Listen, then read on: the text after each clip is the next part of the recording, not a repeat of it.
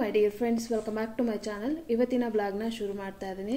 So 3 ದಿನದ blog ಆಗಿರುತ್ತೆ. ಶನಿವಾರ, ಭಾನುವಾರ, ಸೋಮವಾರ 3 ದಿನದ ಬ್ಲಾಗು. ಸೊ ಇವತ್ತು ಶನಿವಾರ ಬೆಳಗ್ಗೆ ನಾನು ಟಿಫನ್ಗೆ ಅವಲಕ್ಕಿ ಮಾಡ್ತಾ ಇದ್ದೀನಿ. ಸ್ಟ್ಯಾಂಡರ್ಡ್ ಯಾವಾಗಲೂ ನಮ್ಮದು ಅವಲಕ್ಕಿ ಮತ್ತು ಮಸಬ್ ಸಾಂಬಾರು ಇರುತ್ತೆ.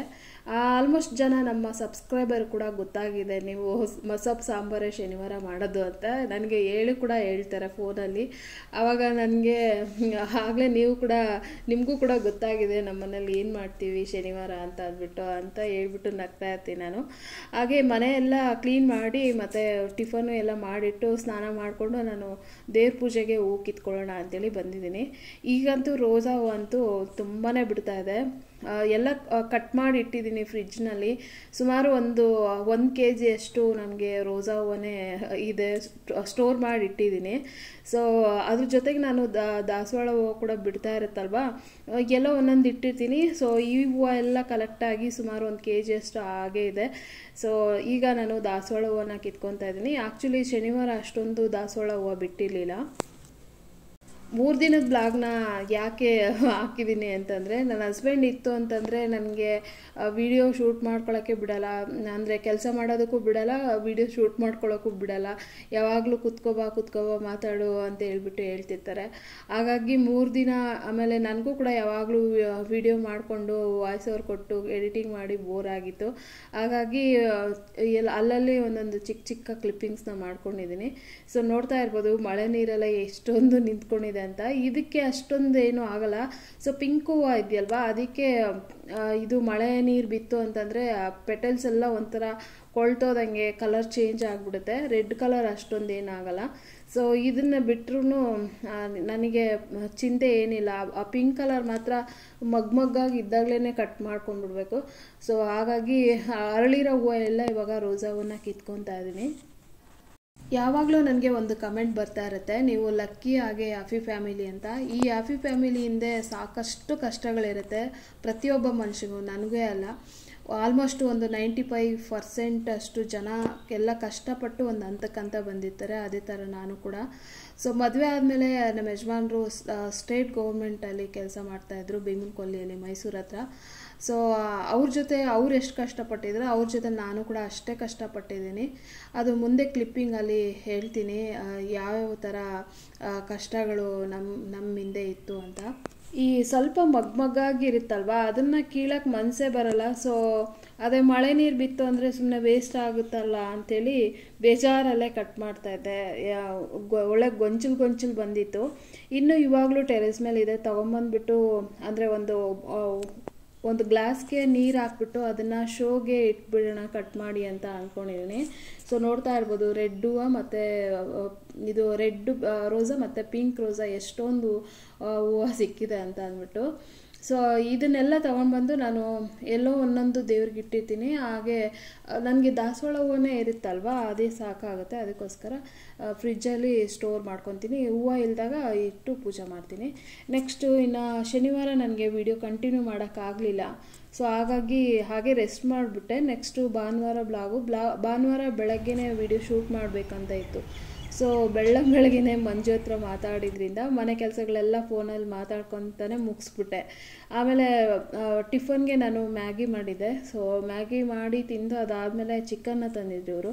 ಸೊ ಚಿಕನ್ ಬಿರಿಯಾನಿ ಮಾಡಿ, ಚಿಕನ್ ಚಾಪೀಸ್ ಮಾಡಿ, ಅದಕ್ಕೊಂದು ರಾಯ್ತ ಮಾಡಿ ಮಧ್ಯಾಹ್ನ ಊಟ ಮುಗಿಸಿದ್ವಿ. ಇನ್ನು ನೆಕ್ಸ್ಟು ನನಗೆ ಲಾಸ್ಟ್ ಟೈಮ್ ನಾನು ಮೈಸೂರು ರಸಂ ಮಾಡಿದ್ದೆ, ಶೇರ್ ಮಾಡ್ತೀನಿ ಯಾರಿಗಾದ್ರೂ ಬೇಕಾ ರೆಸಿಪಿ ಅಂತ ಕೇಳಿದ್ದೆ. ಸೊ ಕೇಳಿದ್ರಿ, ಹಾಗಾಗಿ ಇವತ್ತು ಶೇರ್ ಮಾಡ್ತಾ ಇದ್ದೀನಿ. ಮೊದಲಿಗೆ ನಾನು ಒಂದು 3 ಟೇಬಲ್ ಸ್ಪೂನಷ್ಟು ಬೇಳೆನ ಅರಿಶಿನ ಮತ್ತು ಸ್ವಲ್ಪ ಎಣ್ಣೆ ಹಾಕಿ ಒಂದು 3 ವಿಸಿಲ್ ಹಾಕ್ಸ್ಕೊಂಡಿದ್ದೀನಿ. ಚೆನ್ನಾಗಿ ಬೇಳೆ ಬೇಯಿಸ್ಕೊಂಡಿದ್ದೀನಿ.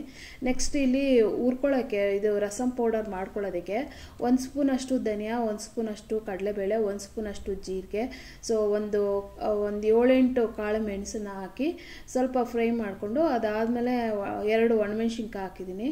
ಅದಾದಮೇಲೆ ಒಂದು ಅರ್ಧ ಕಪ್ಪಷ್ಟು ಹಸಿ ಕಾಯಿ ತುರಿನ ಹಾಕ್ಬಿಟ್ಟು ಚೆನ್ನಾಗಿ ಬ್ರೌನ್ ಕಲರ್ ಅದು ಡ್ರೈ ಆಗಬೇಕು ಕಾಯಿ, ಅಲ್ಲಿ ತನಕ ಹುರ್ಕೊಂಡಿದ್ದೀನಿ. ಅದಾದಮೇಲೆ ಇವಾಗ ಮಿಕ್ಸಿ ಜಾರ್ಗೆ ಹಾಕ್ಕೊಂಡು ನಾನು ಪೌಡ್ರ್ ಮಾಡಿ ಇಟ್ಕೊಂಡಿದ್ದೀನಿ. ನೆಕ್ಸ್ಟ್ ಇವಾಗ ರಸಮ್ ಹೇಗೆ ಮಾಡೋದಂತ ನೋಡೋಣ ಬನ್ನಿ. ನಾನಿಲ್ಲಿ ಇವಾಗ ಕಡಾಯಿಗೆ ಹುಣಸೆ ಹಣ್ಣಿನ ರಸ ಒಂದು ನಿಂಬೆಹಣ್ಣು ಗಾತ್ರದಷ್ಟು ಹುಣಸೆಹಣ್ಣನ್ನು ನೆನೆಸಿ ಅದರ ರಸ ತೆಗೆದು ಆಮೇಲೆ ಒಂದು ಟೊಮೆಟೊ ತಗೊಂಡು ಹಾಕಿ ಆಮೇಲೆ ಸ್ವಲ್ಪ ಕರಿಬೇವನ್ನ ಹಾಕಿ ಇದನ್ನು ಸಿಮ್ಮಲ್ಲಿ ಇಟ್ಕೊಂಡು ಟೊಮೆಟೊ ಚೆನ್ನಾಗಿ ಸಾಫ್ಟ್ ಆಗೋ ತನಕ ಬೇಯಿಸ್ಕೊತಾ ಇದ್ದೀನಿ. ಸೊ ಟೊಮೆಟೊನ ಕಿವುಚಿ ಕೂಡ ಹಾಕ್ಕೋಬೋದು, ಅಥವಾ ನೀವು ಇದು ಚಾಪರಲ್ಲಾದ್ರೂ ಸಣ್ಣದಾಗಿ ಕಟ್ ಮಾಡ್ಕೋಬೋದು, ಬೇಗ ಅರ್ಜೆಂಟಾಗಿ ಮಾಡ್ಕೊತೀನಿ ಅಂದರೆ. ಸೊ ನಾನು ಆರಾಮಾಗೆ ಮಾಡ್ತಾ ಇದ್ನಲ್ಲ, ಅದಕ್ಕೆ ಈ ಥರ ಕಟ್ ಮಾಡಿಕೊಂಡೆ. ಈಗ ಸುಮಾರು ಉಪ್ಪುನೂ ಹಾಕಿದ್ದೆ ಬೇಗ ಬೇಯಲಿ ಟೊಮೆಟೊ ಅಂತ. ಸೊ ಈಗ ಟೊಮೆಟೊ ಎಲ್ಲ ಚೆನ್ನಾಗಿ ಸಾಫ್ಟ್ ಆದಮೇಲೆ ನಾನು ಬೇಳೆ ಬೇಯಿಸ್ಕೊಂಡಿದ್ನಲ್ಲ, ಅದನ್ನ ಸ್ವಲ್ಪ ಬೇಳೆನ ಇನ್ನೂ ಸ್ಮ್ಯಾಶರ್ ತಗೊಂಡು ಸ್ಮ್ಯಾಶ್ ಮಾಡಿಕೊಂಡ್ರೆ ಅದು ಬೇಳೆ ಅನ್ನೋದು ಕಾಣೋದಿಲ್ಲ, ಸ್ಮ್ಯಾಶರಲ್ಲಿ ಸ್ಮ್ಯಾಶ್ ಮಾಡಿಕೊಂಡ್ರೆ. ಈಗ ಸ್ಮ್ಯಾಶ್ ಮಾಡ್ಕೊಂಡಿರೋಂಥ ಬೇಳೆ ಮತ್ತು ನೀರನ್ನ ಸೇರಿಸ್ಕೊತಾ ಇದ್ದೀನಿ. ಈಗ ಪೌಡ್ರ್ ಮಾಡ್ಕೊಂಡಿದ್ವಲ್ಲ ರಸಮ್ ಪೌಡರು, ಅದನ್ನ ಸೇರಿಸ್ಕೊತಾ ಇದ್ದೀನಿ. ಒಂದು 2.5-3 ಸ್ಪೂನಷ್ಟು ಹಾಕಿದ್ರೆ ಸಾಕು. ನೀವು ಸ್ಟೋರ್ ಮಾಡಿ ಇಟ್ಕೊತೀನಿ ಒಂದು 15 ದಿನಕ್ಕೆ, ಒಂದು ತಿಂಗಳಿಗೊಂದ್ಸಲ ಅಂತ ಅಂದರೂ ಸಹ ಸ್ಟೋರ್ ಮಾಡಿ ಇಟ್ಕೊಬೋದು. ನಾನು ಆಗಾಗ ಅಲ್ಲೇ ಫ್ರೆಶ್ಶಾಗಿ ಹುರ್ಕೊತೀನಿ, ಫ್ರೆಶ್ಶಾಗೇ ಮಾಡ್ತೀನಿ. ನೆಕ್ಸ್ಟ್ ಇವಾಗ ರಸಮ್ಗೆ ನೀರನ್ನ ಕನ್ಸಿಸ್ಟೆನ್ಸಿ ನೋಡಿಕೊಂಡು ನೀರು ಹಾಕ್ಕೊಂಡಿದ್ದೀನಿ. ಬೇಳೆ ಹಾಕಿರೋದ್ರಿಂದ ಸ್ವಲ್ಪ ಗಟ್ಟಿ ಬರುತ್ತಲ್ವ, ಸೊ ಕರೆಕ್ಟಾಗಿ ನೀರನ್ನ ಹಾಕ್ಕೊಂಡು ನಾನಿವಾಗ ಅದಕ್ಕೆ ರುಚಿಗೆ ತಕ್ಕಷ್ಟು ಉಪ್ಪು ಮತ್ತು ಒಂದು ಸಣ್ಣ ತುಂಡು ಬೆಲ್ಲ ಹಾಕಿದ್ದೀನಿ. ಬೆಲ್ಲ ಹಾಕೋದ್ರಿಂದ ಟೇಸ್ಟ್ ಚೆನ್ನಾಗಿರುತ್ತೆ ಅಂತ. ನೆಕ್ಸ್ಟ್ ಇವಾಗ ರಸಮ್ಗೆ ಒಗ್ಗರಣೆ ಕೊಡ್ತಾಯಿದ್ದೀನಿ. ಅದು ಒಂದು 10 ಮಿನಿಟ್ಸು ಸಿಮ್ಮಲ್ಲೇ ನಾನು ಕುದಿಸ್ಕೊಂಡಿದ್ದೆ ರಸಮ್ಮು. ಸೊ ಈಗ ಲಾಸ್ಟಿಗೆ ನಾನು ಒಗ್ಗರಣೆ ಕೊಡ್ತಾಯಿದ್ದೀನಿ. ಒಗ್ಗರಣೆ ಚೌಟ್ಗೆ ನಾನು ಒಂದು 2 ಟೇಬಲ್ ಸ್ಪೂನಷ್ಟು ತುಪ್ಪನ ಹಾಕ್ಕೊಂಡಿದ್ದೀನಿ. ಅದಾದಮೇಲೆ ಸಾಸಿವೆ, ಜೀರಿಗೆ, ಒಣಮೆಣಸು ಮತ್ತು ಇದು ಹಿಂಗನ್ನು ಹಾಕ್ಕೊಂಡು, ಸೊ ಈಗ ನೋಡಿ ಆಗಿದೆ. ಇವಾಗ ರಸಮ್ಗೆ ಸೇರಿಸ್ತಾ ಇದ್ದೀನಿ ನಾನಿಲ್ಲಿ. ಇದು ನಾನು ಲಾಸ್ಟ್ ಟೈಮು ಅಣ್ಣನ ಮನೆಗೆ ಹೋಗಿ ಮಾಡಿದ್ನಲ್ಲ ಮೈಸೂರು ರಸಮ್ನ, ಆವಾಗ ಎಣ್ಣೆ ಒಗ್ಗರಣೆ ಕೊಟ್ಟಿದ್ದೆ, ಆವಾಗ ಚೆನ್ನಾಗಿತ್ತು ಅಂತೆ ನಮ್ಮ ಯಜಮಾನ್ರಿಗೆ. ಈಗ ತುಪ್ಪದಲ್ಲಿ ಕೊಟ್ಟಿದ್ನಲ್ಲ ಒಂಥರ ಸಪ್ಪೆ ಸಪ್ಪೆ, ಟೇಸ್ಟ್ ಚೆನ್ನಾಗಿತ್ತು, ಒಂಥರ ಸಪ್ಪೆ ಸಪ್ಪೆ ಅನ್ನಿಸ್ತಾ ಇತ್ತು ಅಂತ ಹೇಳ್ತಾಯಿದ್ರು. ಸೊ ನಮಗೀಗ ಗೊತ್ತಾಯಿತು ತುಪ್ಪದಲ್ಲಿ ಮಾಡಿದ್ರೆ ಇವ್ರಿಗೆ ಇಷ್ಟ ಆಗಲ್ಲ ಅಂತ ಅಂದ್ಬಿಟ್ಟು ನೆಕ್ಸ್ಟ್ ಟೈಮ್ ನಾನು ಎಣ್ಣೆನಲ್ಲೇ ಒಗ್ಗರಣೆ ಕೊಡೋಣ ಅಂತ ಅಂದ್ಕೊಂಡಿದ್ದೀನಿ. ನೀವು ಒಂದ್ಸಲ ಟ್ರೈ ಮಾಡಿ, ನಿಮಗೆ ತುಪ್ಪದಲ್ಲಿ ಇಷ್ಟ ಆಯಿತು ಅಂದರೆ ತುಪ್ಪದ ಒಗ್ಗರಣೆ ಕೊಡಿ, ಅಥವಾ ಎಣ್ಣೆ ಒಗ್ಗರಣೆ ಕೊಟ್ಟರೆ ಅದಿಷ್ಟ ಆಯಿತು ಅಂದರೆ ಅದನ್ನೇ ಮಾಡಿ. ನಿಮ್ಗೆ ಯಾವ ಒಗ್ಗರಣೆ ಇಷ್ಟ ಆಗುತ್ತೋ ನೋಡಿಕೊಂಡು ನೀವು ಅದನ್ನು ಕಂಟಿನ್ಯೂ ಮಾಡ್ಕೊಳ್ಳಿ. ನಾನಿವಾಗ ನೆಕ್ಸ್ಟ್ ಟೈಮ್ ಎಣ್ಣೆನಲ್ಲೇ ಮಾಡೋಣ ಚೆನ್ನಾಗಿರುತ್ತೆ ಅಂತ ಅಂದ್ಕೊಂಡು ಈಗ ಇದೊಂದು ಸಲ ಇರಲಿ ಅಂತ ಅಂದ್ಬಿಟ್ಟು ಸೊ ರಸಮ್ ಲಾಸ್ಟಿಗೆ ಆಯಿತು. ಕೈಯಲ್ಲಿ ಕೊತ್ತಂಬರಿ ಸೊಪ್ಪನ್ನ ಕಟ್ ಮಾಡಿದ್ದೀನಿ. ಈ ಥರ ಕೈಯಲ್ಲಿ ಕಟ್ ಮಾಡೋದ್ರಿಂದ ಟೇಸ್ಟ್ ಚೆನ್ನಾಗಿರುತ್ತೆ ಅಂತ. ಇದು ಚಾಕುನಲ್ಲಿ ಕಟ್ ಮಾಡಿದ್ರೆ ಅಷ್ಟೊಂದು ಚೆನ್ನಾಗಿರಲ್ಲ ರಸಮ್ಗೆ, ಹಾಗಾಗಿ ಕೈಯಲ್ಲೇ ಕಟ್ ಮಾಡಿ ಸೊ ಲಾಸ್ಟಿಗೆ ಒಂದು 5 ನಿಮಿಷ ಮತ್ತೆ ಕುದಿಸಿ ಆಮೇಲೆ ಪ್ಲೇಟ್ ಮುಚ್ಚಿ. ಸೊ ನೋಡ್ತಾ ಇರ್ಬೋದು. ಈಗ ನಾನು ರಾತ್ರಿಗೆ ನಾನ್ ವೆಜ್ ಎಲ್ಲ ಗ್ರೇವಿ ಎಲ್ಲ ಏನೂ ಮಾಡಿಲ್ಲ. ಸಂಡೇ ಕಬಾಬ್ ಮಾಡಿಬಿಟ್ಟು ಅನ್ನ ರಸ ಮಾಡಿದೆ, ಲೈಟಾಗೆ ಸಾಕು ಅಂತ ಹೇಳಿದ್ರು ಇವರು. ಹಾಗಾಗಿ ಭಾನುವಾರ ಡಿನ್ನರ್ಗೆ ನಾನು ಅನ್ನ ರಸ ಮತ್ತು ಕಬಾಬ್ನ ಮಾಡಿದೆ. ನೆಕ್ಸ್ಟ್ ಇದು ಸೋಮವಾರದ ಬ್ಲಾಗು. ಸೋಮವಾರ ಬೆಳಗ್ಗೆ ಟಿಫನ್ಗೆ ಯಾವಾಗಲೂ ನಾನು ಚಿತ್ರಾನ್ನ ಮಾಡ್ತಾಯಿದ್ದೆ, ಆದರೆ ರಾತ್ರಿ ರೈಸೇ ಮಾಡಿದ್ನಲ್ವ, ಹಾಗಾಗಿ ಬ್ಯಾಲೆನ್ಸ್ ಮಾಡೋಣ ಅಂಥೇಳಿ ಸೊ ಉಪ್ಪಿಟ್ಟು ಮಾಡ್ತಾಯಿದ್ದೀನಿ. ಇದು ಆ್ಯಕ್ಚುಲಿ ಬನ್ಸಿ ರವೆ ಉಪ್ಪಿಟ್ಟಿದು, ಸ್ವಲ್ಪ ತೆಳುವಾಗಿ ಮಾಡಿದ್ದೀನಿ. ಆಮೇಲೆ ಸೊಪ್ಪನ್ನ ಜಾಸ್ತಿ ಹಾಕಿದ್ದೆ, ಸಬ್ಬಸಿಗೆ ಸೊಪ್ಪು ಜಾಸ್ತಿ ತಂದುಬಿಟ್ಟಿದ್ದೆ ಒಂದು ಕಟ್ಟು. ಬಸ್ಸಾರು ಮಾಡಿ ಆಮೇಲೆ ಇನ್ನೂ ಒಂದು ಸ್ವಲ್ಪ ಉಳಿದಿತ್ತು, ಉಪ್ಪಿಟ್ಟು ಮಾಡಿದೆ. ಇನ್ನೂ ಒಂದು ಸ್ವಲ್ಪ ಇತ್ತು, ಅದನ್ನು ಪಕೋಡ ಮಾಡಿದೆ. ಸೊ ಈ ಥರ ನಾನು ಸಬ್ಬಸಿಗೆ ಸೊಪ್ಪು ದೊಡ್ಡ ಕಟ್ಟನ್ನು ಯೂಸ್ ಮಾಡಿಕೊಂಡೆ. ಸೊ ಈ ಉಪ್ಪಿಟ್ಟೆಲ್ಲ ಮಾಡಿ ಮನೆ ಕಸ ಎಲ್ಲ ಗುಡಿಸಿ ಈಗ ಗಿಡಗಳಿಗೆ ನೀರು ಹಾಕ್ಕೊತಾ ಇದ್ದೀನಿ.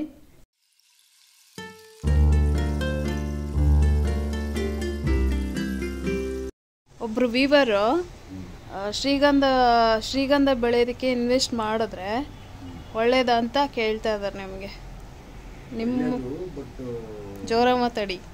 ಒಳ್ಳೇದು, ಅಧಿಕ ಆದಾಯ ಬರುತ್ತೆ, ಅದರಲ್ಲಿ ಏನು ಅನುಮಾನನೇ ಇಲ್ಲ. ಇನ್ವೆಸ್ಟ್ ಮಾಡ್ಬೋದಾ? ಇನ್ವೆಸ್ಟ್ ಮಾಡ್ಬೋದು, ಬಟ್ ಪ್ರಾಬ್ಲಮ್ ಏನಂದ್ರೆ ಕಳ್ಳರ ಕಾಟ ಜಾಸ್ತಿ.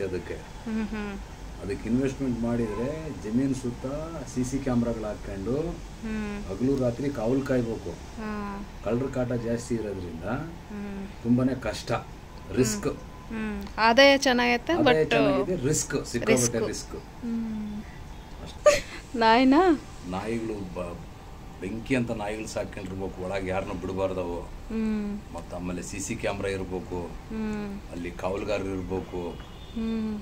ಹಂಗಿದ್ರೆ ಏನಾದ್ರು ಕಾಯೋದೇ ಒಂದು ಕೆಲಸ.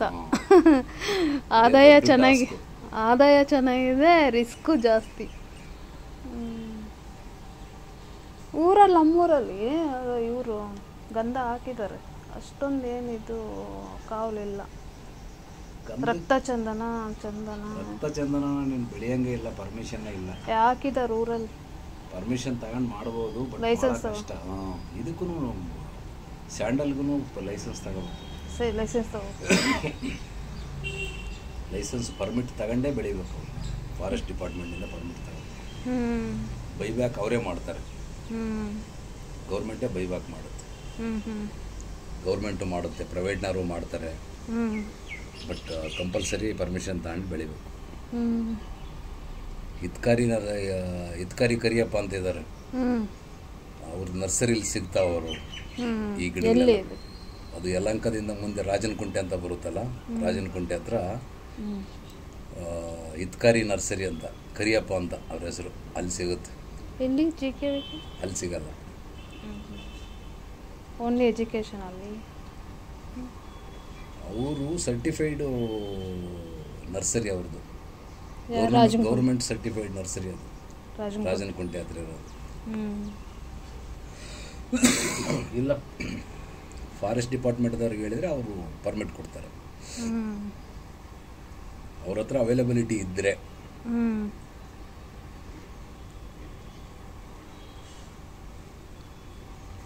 ನೆಕ್ಸ್ಟು ನಾನು ಸೋಮವಾರ ಒಂದಷ್ಟು ಪ್ಲ್ಯಾನ್ ಮಾಡ್ಕೊಂಡಿದ್ದೆ, ಕೆಲಸಗಳ ಈ ಥರ ಮಾಡ್ಕೊಳ್ಳೋಣ ಅಂತ ಅಂದ್ಬಿಟ್ಟು. ಬಾತ್ರೂಮ್ ತೊಳ್ಕೊಂಡು ಮನೆಯೆಲ್ಲ ಒರೆಸ್ಕೊಂಡ್ಬಿಡೋಣ. ಮಕ್ಕಳು ಬಾತ್ರೂಮ್ ತೊಳಿಬೇಕಾಗಿತ್ತು ಆ್ಯಕ್ಚುಲಿ. ಭಾನುವಾರದಿಂದ ಮಳೆ ಇಟ್ಕೊಂಡ್ಬಿಟ್ಟಿತ್ತಲ್ಲ, ಸಿಕ್ಕಾಪಟ್ಟೆ ಥಂಡಿ ಇತ್ತು, ಅದಕ್ಕೆ ಬಾಡಿ ಪೇಯ್ನ್ ಬರುತ್ತೆ ಕೋಲ್ಡ್ಗೆ ಅಂತ ಹೇಳ್ಬಿಟ್ಟು ಪೋಸ್ಟ್ಪೋನ್ ಮಾಡ್ಕೊಂಡು ಬರೀ ಮನೆ ಒರೆಸೋಣ ಅಂತ ಅಂದ್ಕೊಂಡಿದ್ದೆ. ಆದರೆ ಇವರು ಒರೆಸ್ಬೇಡ, ನಾಳೆ ಒರೆಸ್ಕೊ, ನಾನು ಇಲ್ದಾಗ ಒರೆಸ್ಕೊ, ಸುಮ್ಮನೆ ಕೂತ್ಕೋ, ಅವ್ರ ಜೊತೆ ಮಾತಾಡ್ತಾ ಇರ್ಬೇಕು ಯಾವಾಗಲೂ ಅವ್ರ ಮನೇಲಿತ್ತು ಅಂತಂದರೆ ಸರಿ ಅಂತೇಳಿ ನಾನು ಟೀ ಎಲ್ಲ ಮುಗಿಸಿ 4:15 ನಾನು ಒಂದು ಸ್ವಲ್ಪ ಭಾನುವಾರ ಡೋರ್ ಮ್ಯಾಟ್ಸ್ ಎಲ್ಲ ವಾಶ್ ಮಾಡಿ ಹಾಕಿದ್ದೆ. ಮಳೆ ಇಟ್ಕೊಂಡಿತ್ತು ಅವತ್ತು, ಒಗೆಯೋಕ್ಕೆ ಆಗಲಿಲ್ಲ. ಅವಷ್ಟೇ ವಾಶ್ ಮಾಡಿ ಹಾಕಿ ಸುಮ್ಮನಾದೆ. ಆಮೇಲೆ ಈ ಕಿಚನ್ ಬಟ್ಟೆಗಳೆಲ್ಲ ಹಾಗೆ ಬಿಟ್ಬಿಟ್ಟೆ. ಇನ್ನು ಹಾಗೆ ಬಿಟ್ಬಿಟ್ರೆ ವಾಸನೆ ಬರುತ್ತಲ್ವಾ, ಅದಕ್ಕೆ ಒಗ್ದಾಕ್ಬಿಡೋಣ ಅಂತೇಳಿ ಸೋಮವಾರ ಸ್ವಲ್ಪ ಹೊತ್ತು ಮಳೆ ಬಿಡ್ತು, ಒಗಿತಾ ಇದ್ದೀನಿ ಈಗ. ಆಮೇಲೆ ಅವರು ಫೇಸ್ ವಾಶ್ ಮಾಡ್ಕೊಳಕ್ಕಂತ ಹೋದರು, ಅದಕ್ಕೆ ನಾನು ಇದನ್ನ ಮಾಡ್ಕೊಳ್ಳೋಕ್ಕೆ ಸ್ಟಾರ್ಟ್ ಮಾಡಿದೆ. ನಾನು ಎದ್ದು ಬಂದು ಬಟ್ಟೆ ಒಗಿತಿದ್ನಲ್ಲ, ಅದರಿಂದ ಎದ್ದು ಬಂದು ಬಟ್ಟೆ ಒಗಿತೀನಿ ಅಂತೇಳ್ಬಿಟ್ಟು ಅವ್ರು ಹೋಗಿ ಫೇಸ್ ವಾಶ್ ಮಾಡಿಕೊಂಡು ಹೊರಗಡೆನಾದರೂ ಹೋಗಿ ಬರ್ತೀನಿ ಬಿಡು ಅಂತೇಳಿ ಅವರು ಹೊರಗಡೆ ಹೋದರು. ನಾನು ಈ ಬಟ್ಟೆ ಎಲ್ಲ ವಾಶ್ ಮಾಡಿ ಆಮೇಲೆ ಒಂದು ಸ್ವಲ್ಪ ಕಾಳುಗಳೆಲ್ಲ ನೆನೆಸ್ದೆ ಹೋಗಿ.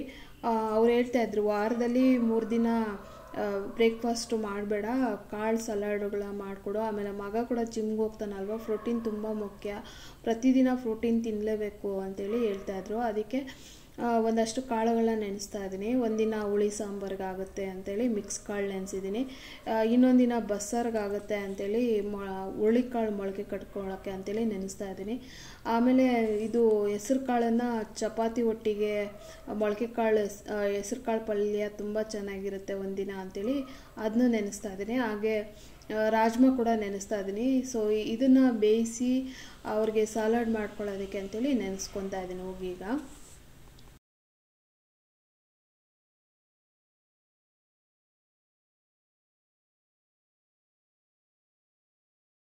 ಹಾಗೆ ನಾನು ಆ ಟಾಪಿಕ್ನ ಕಂಟಿನ್ಯೂ ಮಾಡ್ತಾ ಇದ್ದೀನಿ. ನೀವು ಹ್ಯಾಪಿ ಫ್ಯಾಮಿಲಿ ಮತ್ತು ಲಕ್ಕಿ ಅಂತ ಹೇಳಿದ್ರಲ್ಲ ಅದನ್ನು.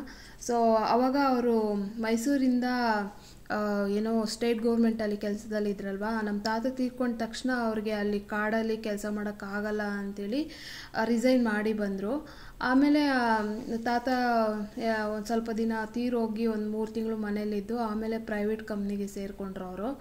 ಸೊ ಆವಾಗಿಂದ ನೋಡಿ ಅವ್ರಿಗೆ ಎಷ್ಟು ದುಡಿಮೆ ಇರುತ್ತೋ ಅಷ್ಟೇ ಕಷ್ಟಪಟ್ಟರು. ಅವ್ರ ಜೊತೆಗೆ ನಾನು ಕೂಡ.